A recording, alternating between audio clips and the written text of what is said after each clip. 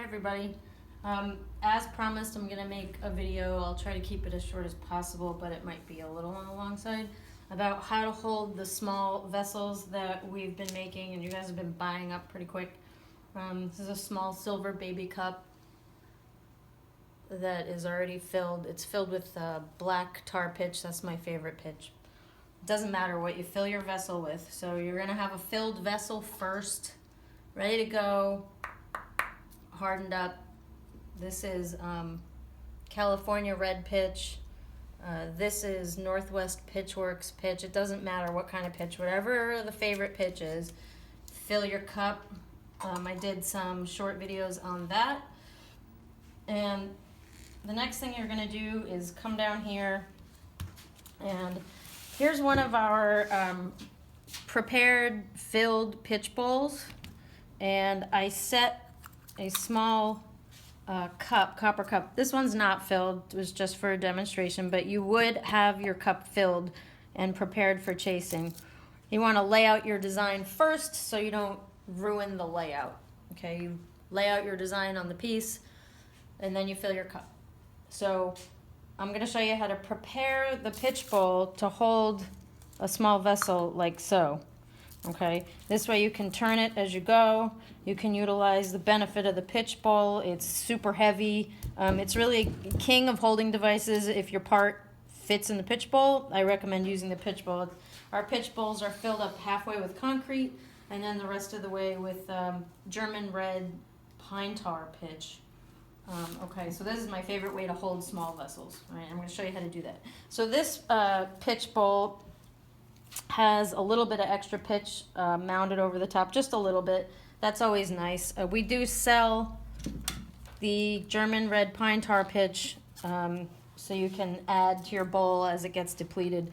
So I spent a little time warming up this pitch. You can see it's pliable. It's like the consistency of clay, and it's warm. It's not super hot. You can see that it's not very glossy, so I don't have to worry about burning my fingers. Down here I have just a little bit of water for my fingertips. This is a good way to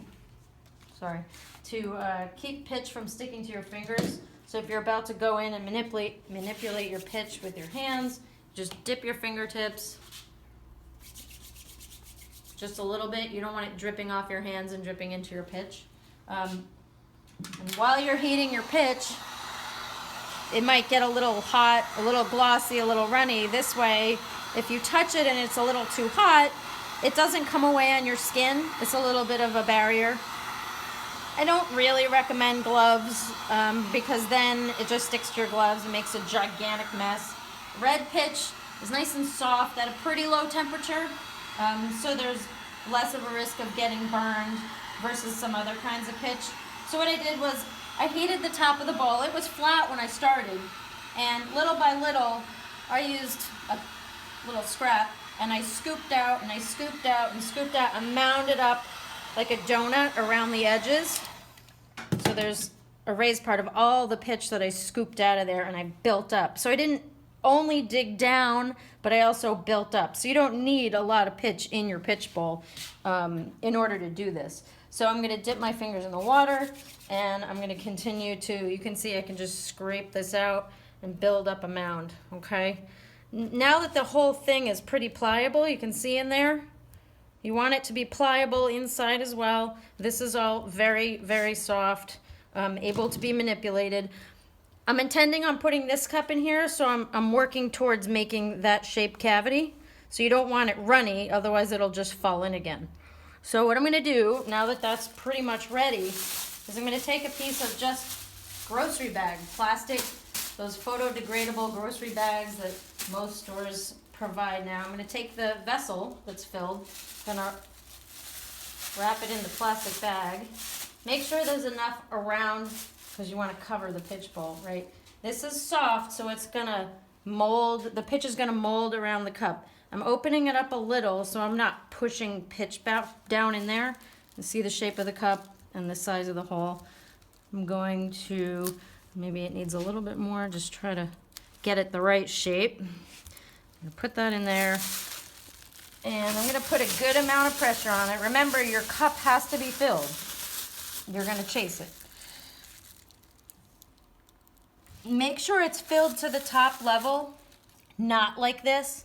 If it's like this, when you push it into the pitch and mold the pitch around it, it's gonna get caught in the pitch ball and it'll be difficult to get it out.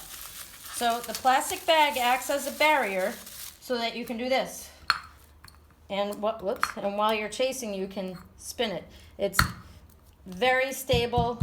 It can't really move around. So now that I've got that in there, you see all this space around here? Can you see that? All right, I'm gonna push the pitch. You can stop moving. I'm gonna push the pitch in around the cup. So all this out here, I'm gonna shove it all the way in to just about the halfway point. You don't want to go above the halfway point because, as you can tell, you will trap your piece in there. It'll be undercut. So not past the halfway point of the vessel. So just up to the halfway point of the vessel. Push the pitch all the way in really tight around it. It's gonna fall back a little bit and you have to babysit it a little bit until it's hardened. You can run it under cold water to freeze it in place so that all your hard work doesn't just fall back down.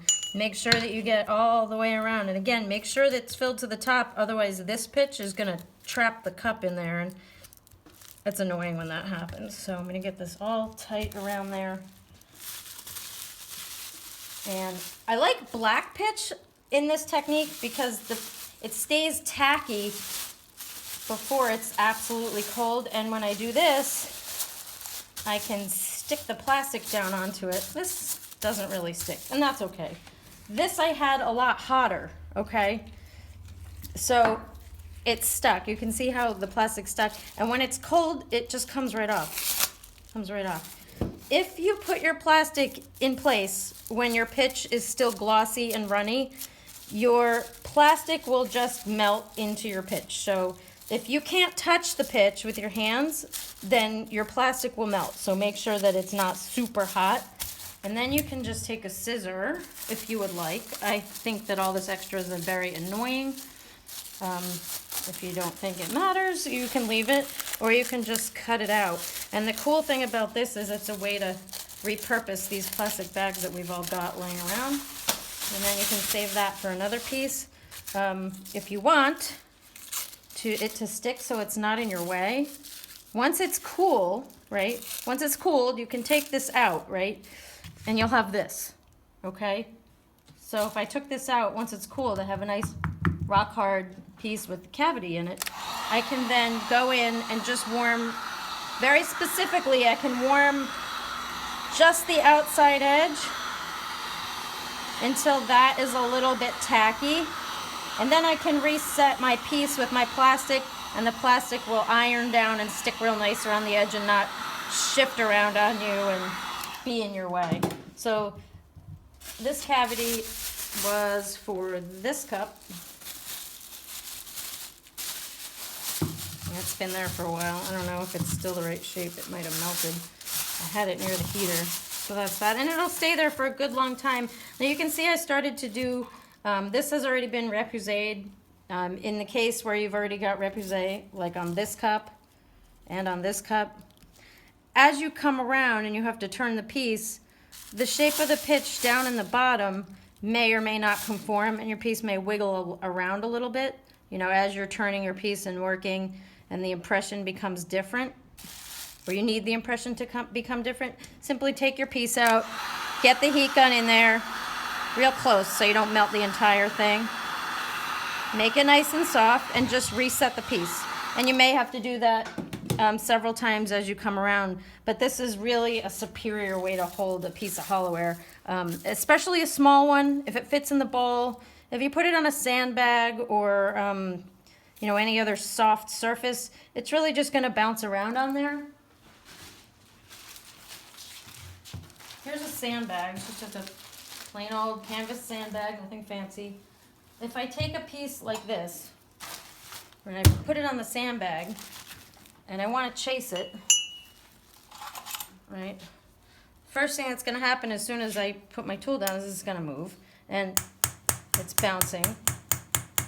And if I want to get in on an angle, every time I hit, it does that. That ends up making you have to press down harder, makes this hand a lot more tired, and you get less clean, a less clean result because it's moving around. So when you're chasing on a piece like this and it's in the pitch bowl already, let's see, I failed to grab a tool before I started. Let's see, what can I use? It's not going anywhere. Again, let it harden up. Don't work on it until it's hardened up. And no movement whatsoever. And again, I can turn this as I go. It's really a beautiful way to do it. And when I was working at Tiffany, we did literally hundreds of baby cups, things like this. And that is exactly how we held it. Perfect, low-tech way to solve a problem. I'll be doing a video probably next week discussing holding bigger things that won't fit in the pitch bowl, pitch pans, and sandbags to hold down a piece. And before I go, I just wanted to talk about some of the holiday stuff that we've got. We did a whole run of 17 reclaimed water pipe canisters. They're super thick. The edges, the outside wall, super thick. We put a brass top and bottom on it.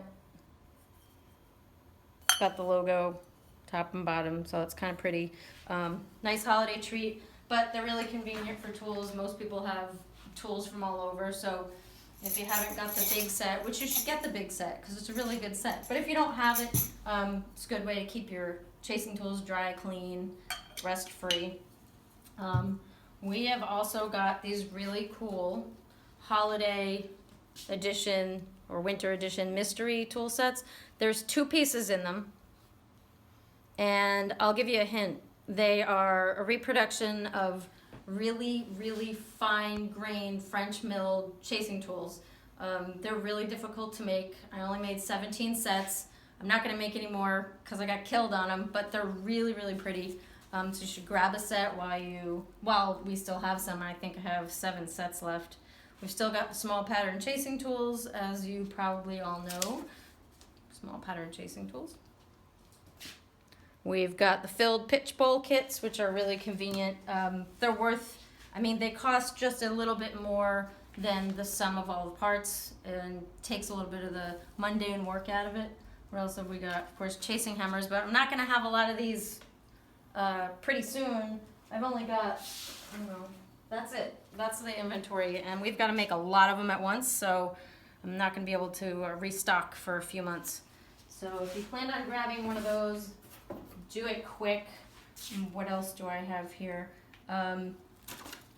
If you're at AutoFry buying yourself other stuff, they're selling all of the Nishamkin chasing tools and hammer stuff kind of in little grouping kits, and so that's slightly more price cost effective.